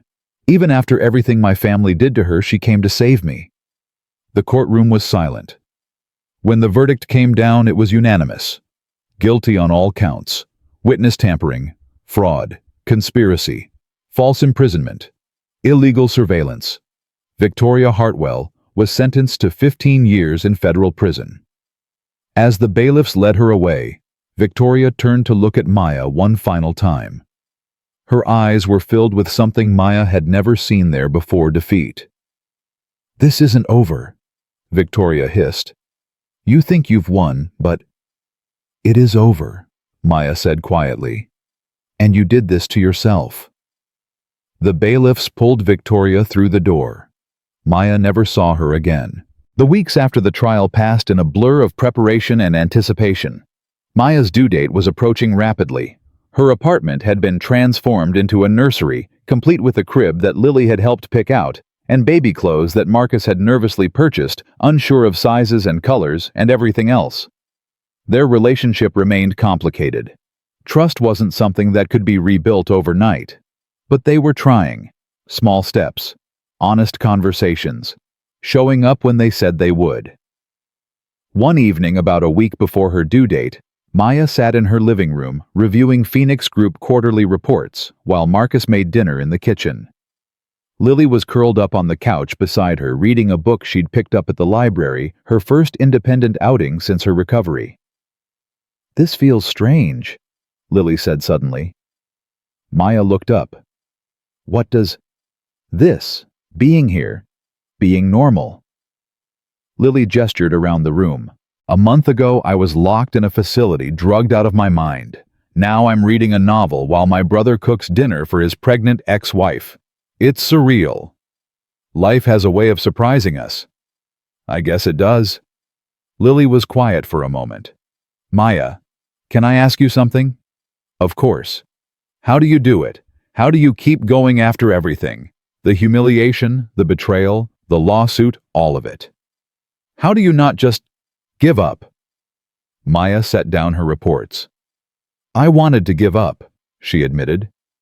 "There were nights when I lay in bed and wondered if it was worth fighting. If I should just take whatever scraps Victoria offered and disappear." "What stopped you?" Maya placed her hand on her belly. "This baby. The knowledge that I was bringing a life into the world who would need me to be strong. Who would learn from me what it means to face adversity." She paused. "And my grandmother. She spent her whole life building something. I wasn't going to let anyone take that away." "Your grandmother sounds amazing." She was. "She taught me that power isn't about controlling others. It's about knowing your worth and refusing to accept less than you deserve."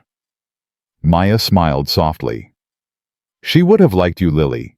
She had no patience for bullies, but she always believed in second chances." Lily's eyes welled up. "I don't deserve a second chance. Not after how long I stayed silent." "You were scared. You were young. And when it mattered most, you tried to warn me." Maya reached over and squeezed her hand. "That took courage." It wasn't enough. It was a start. Starts matter. From the kitchen, Marcus called out, "Dinner's ready." And before anyone asks, yes, I actually followed a recipe this time. Lily laughed, a genuine warm sound that had been absent for too long. "That's terrifying. Remember the last time you cooked? We agreed never to speak of the lasagna incident. I didn't agree to anything. Maya watched them bicker, feeling something she hadn't expected: peace. This broken, complicated family formed from betrayal and rebuilt through trial was becoming something new. Something real. Her phone buzzed.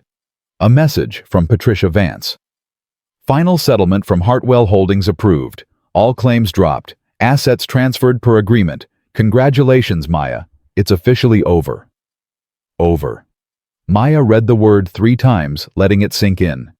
For 8 months, she had been fighting, defending herself, proving her worth, building her case, surviving. Now the fight was done, and she could finally breathe. The baby came 4 days later. Maya woke at 3 a.m. with contractions that told her this was it. No more waiting. No more preparation. The moment had arrived.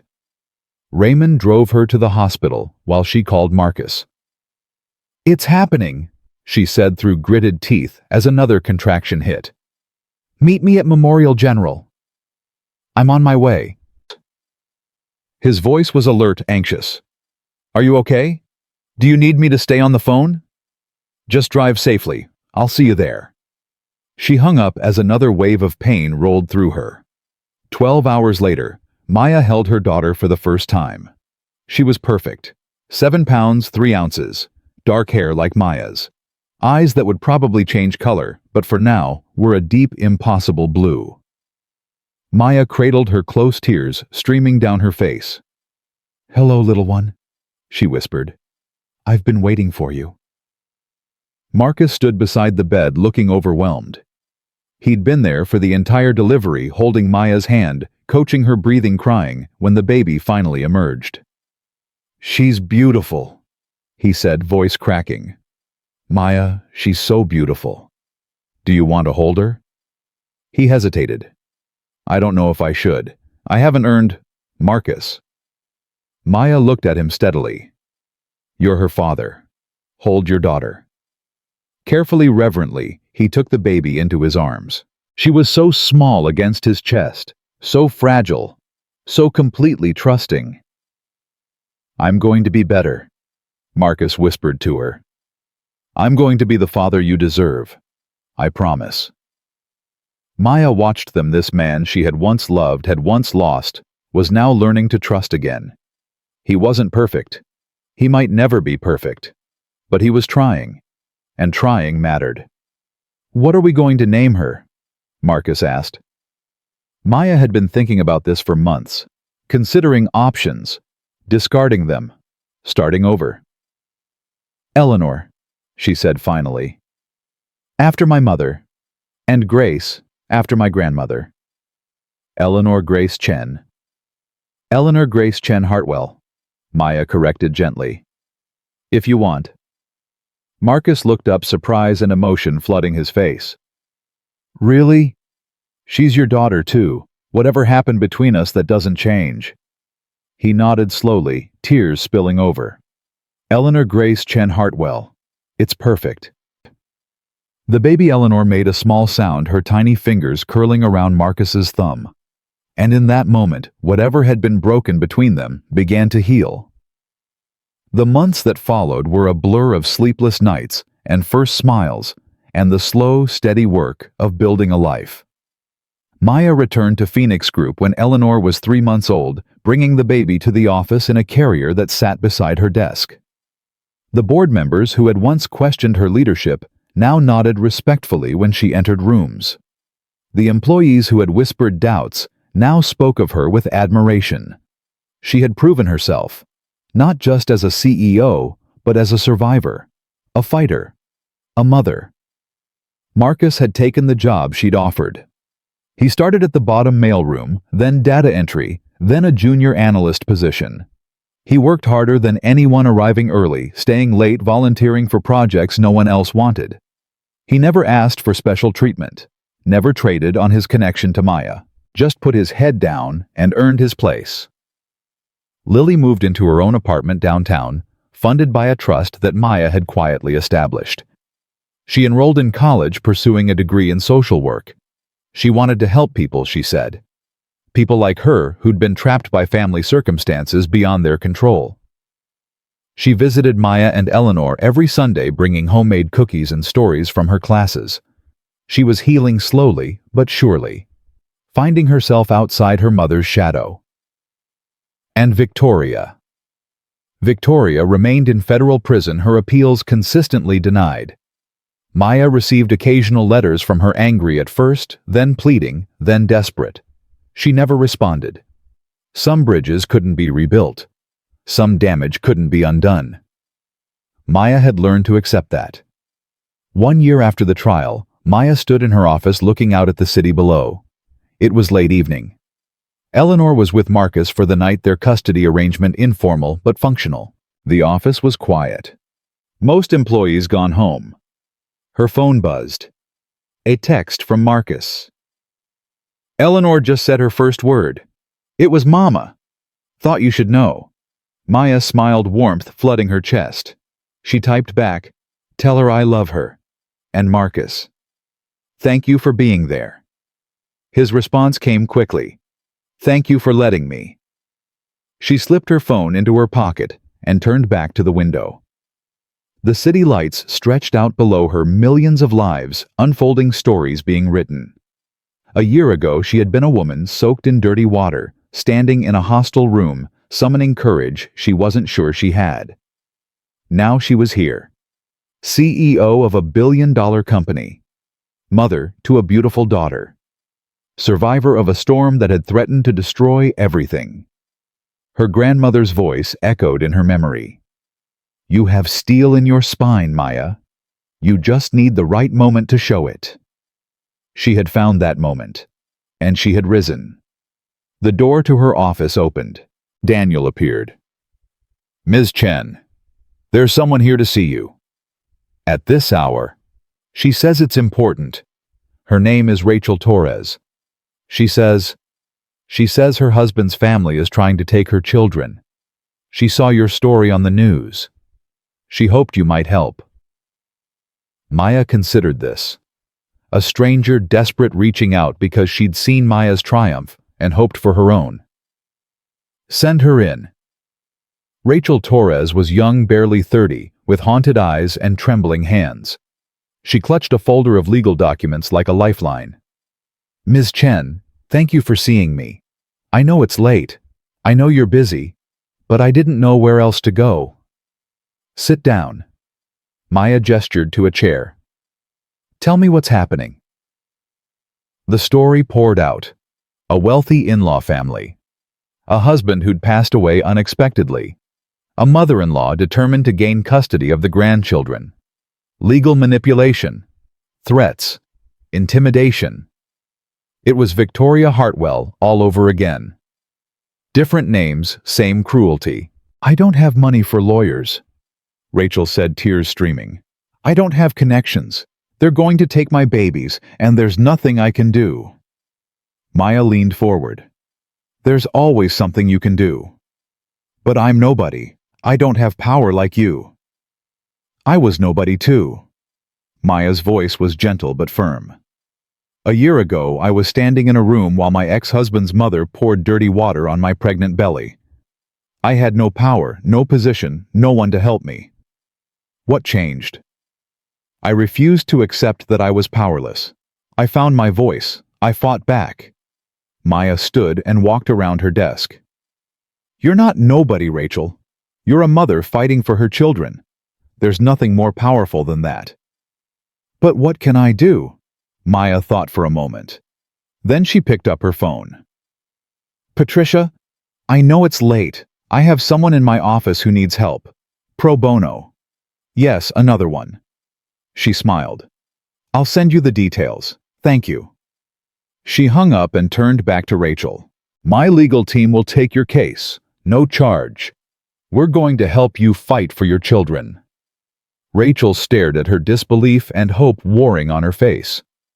"Why? Why would you do this for a stranger?" "Because someone should have done it for me." Maya sat down across from her. "And because the only way to defeat people like your in-laws is to stand together. to refuse to be isolated, to build communities of support that are stronger than any individual family's cruelty. Rachel broke down, sobbing, gratitude overwhelming her. Maya held her hand and let her cry. This, she realized, was what her grandmother had built Phoenix Group for. Not just wealth, not just influence, but the power to help people who had no one else to turn to. And Maya intended to use that power every single day. 2 years later, Maya stood in a ballroom surrounded by hundreds of guests. The Phoenix Foundation's first annual gala was a celebration of everything they'd accomplished since she'd expanded the company's mission. Legal aid for domestic abuse survivors, scholarships for first-generation college students, housing assistance for families in crisis. Eleanor, now a chattering toddler, clung to Maya's hand, overwhelmed by the crowds and the noise. "Mama, up!" Maya lifted her daughter onto her hip. "Better, better." Across the room, Marcus was talking with a group of donors, looking confident and comfortable in a way she'd never seen before. He'd risen through Phoenix Group to become a project manager, earning every promotion through hard work and integrity. Their co-parenting relationship had evolved into something that resembled friendship, complicated, yes, but functional.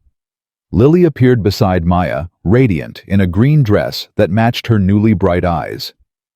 "This is incredible," Lily said, gesturing at the packed ballroom. "Do you remember when you first told me about your plans for the foundation? I thought you were crazy." "I remember. You said, 'Maya, you can't save everyone.'" "And what did you say back?" Maya smiled. "I said, 'Maybe not, but I can try.' And look at this." Lily shook her head in wonder. "You're actually doing it." "We're doing it, all of us together." A photographer approached. "Ms. Chen, can we get a photo for the foundation website?" Maya nodded, gathering Lily and Marcus and Eleanor for a group shot. The camera flashed. Later, she would look at that photo and see something she hadn't expected: a family. Not the traditional kind, not the perfect kind, but real. Forged through fire. Stronger because of what they'd survived. The speeches began. Maya was introduced to thunderous applause. She walked to the podium, Eleanor still in her arms. The crowd fell silent. "2 years ago," Maya began, "I stood in a dining room while a woman poured dirty water on my head. She did it because she believed I was powerless.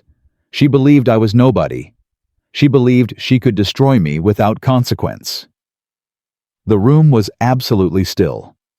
She was wrong. Not because I had money at that point. I'd barely accessed my inheritance. Not because I had connections. My family had carefully avoided public prominence.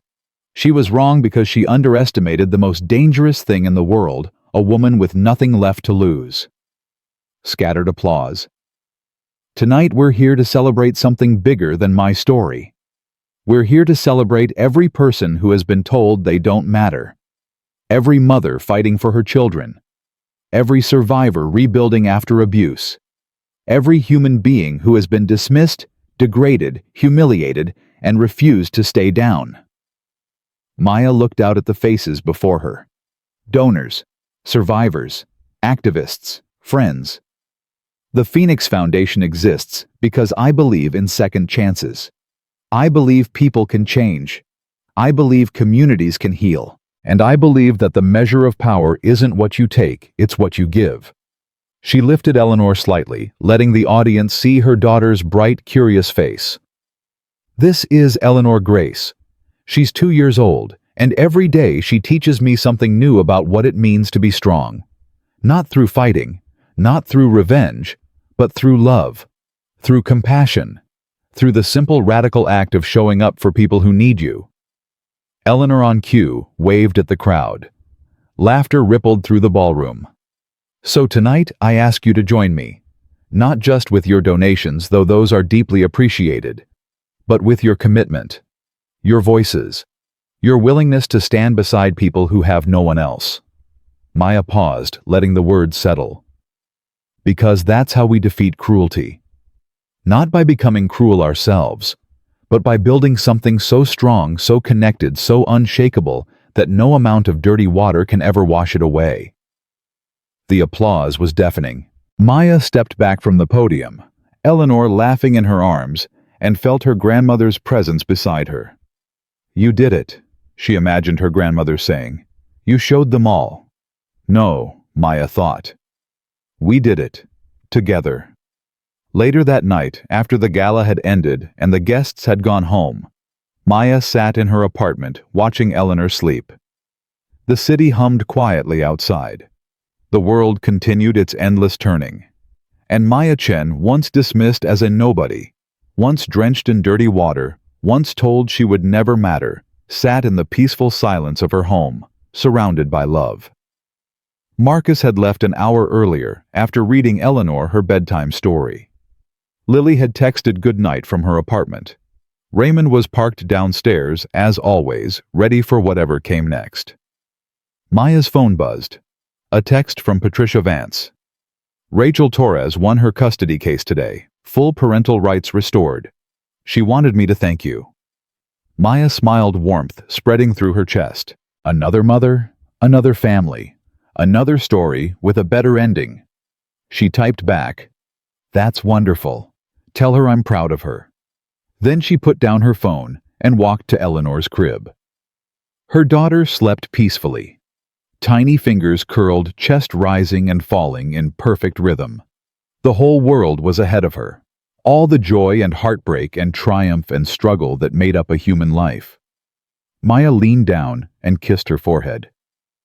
"I'm going to tell you a story someday," she whispered. "About a woman who was told she was nobody. Who was laughed at and humiliated and abandoned. Who had dirty water poured on her head while she was carrying you inside her." Eleanor stirred slightly, then settled. "And I'm going to tell you how she refused to believe them. How she stood up and fought back. How she built something beautiful from the ashes of everything that tried to destroy her." Maya straightened, looking out the window at the city lights. "I'm going to tell you that story, Eleanor, so you never forget you are not what they call you. You are not what they do to you. You are what you choose to become." The city sparkled below. The past was behind her. The future stretched ahead, full of possibility. And Maya Chen, mother survivor, CEO warrior, had never felt more powerful. Not because of her money, not because of her company, not because of her name, but because she had looked cruelty in the face and chosen love. She had been knocked down and chosen to rise. She had been told she was nothing and proven she was everything. And that in the end was the greatest victory of all.